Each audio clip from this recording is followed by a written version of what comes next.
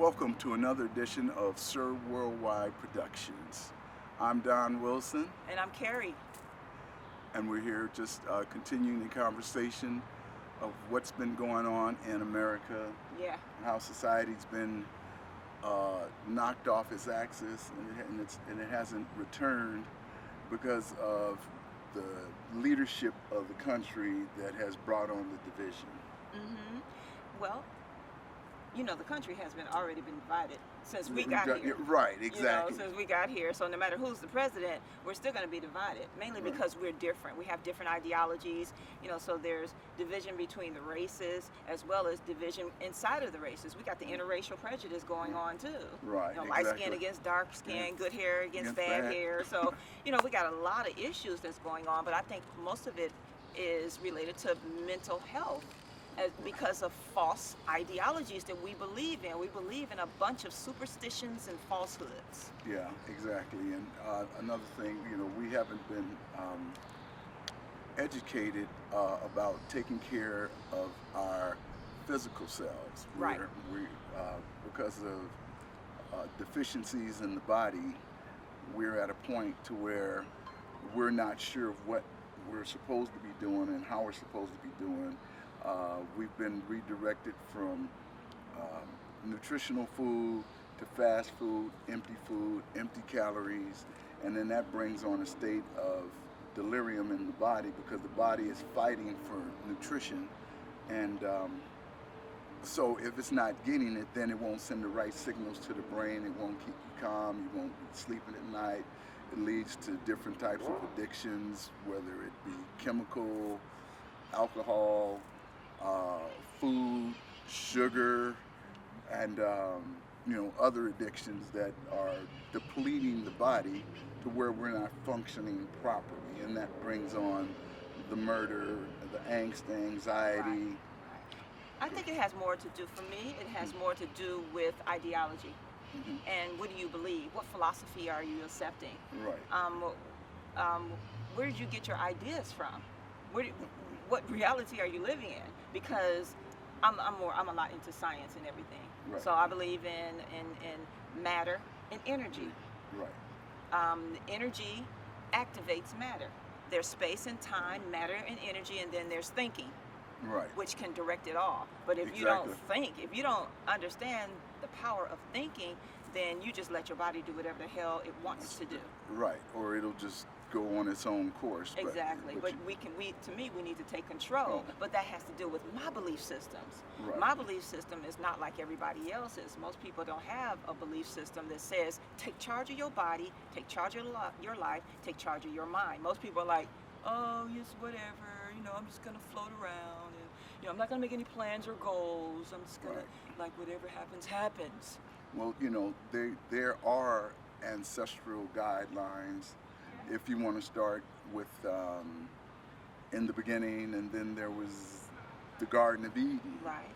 And so within the Garden of Eden, everything that was already there, there are within what you were saying is science and energy and matter. There's the laws of the universe. Right. There's the law of gravity, Already the law of attraction, the law of opposites, and the law of retribution. Basic physics. Right, exactly. So we've moved away from that because we've been given some other type of ideology on how things work. Yeah, how things work. It's totally false. And you can't just say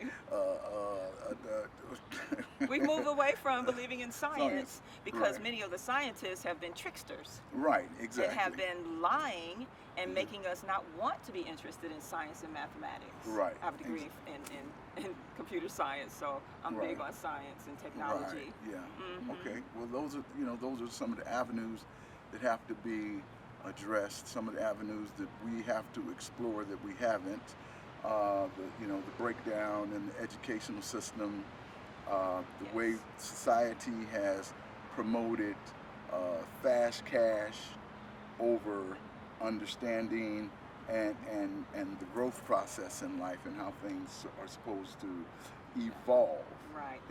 You don't go from 0 to 100. Exactly. I mean, exactly. you got to go 0, 1 through the whole count. They basically, to me, what that means is they've turned us away from the spiritual and just put us only on the physical, Cool. only what you can see. If you can't see it, it doesn't exist. Correct. And Yeah. so the unseen forces are way more powerful. As a matter of fact, it's unseen forces like thinking, imagination, and memory, and reasoning, and intellect. All these things you can't see, that comes before anything physical can even exist. That's correct. So, but that's another story. Right. Yeah. That's exactly. not the same as this George Floyd Right. story. Correct. Correct. So the George Floyd story, you're going to bring some statistics? Yeah. Well, what I want to say is that the officers, they're bad apples in the police force, and they are guided by unseen forces or the status quo of those that have been in control. Yeah. And so they have dictated the laws, they have dictated, but only by force. The best way to control something that you're not in control of, you have to dominate it on one level or another. And if you have to kill it to extinguish those ideas and those concepts that have been, then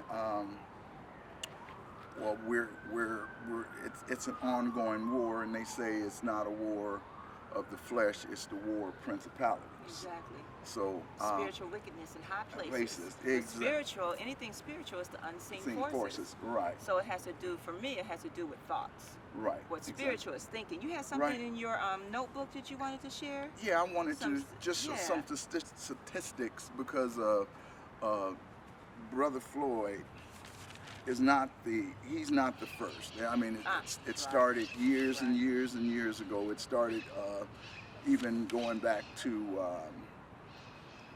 pre-slavery days, pre-colonization of this country. But the statistics I want to share are the number of black unarmed people that have been killed by the police from the year 2010 to 2020. Wow. And in 2010, the number was 297. And the year 2011 was 172. The year 2012, it was 608. 2013, 343.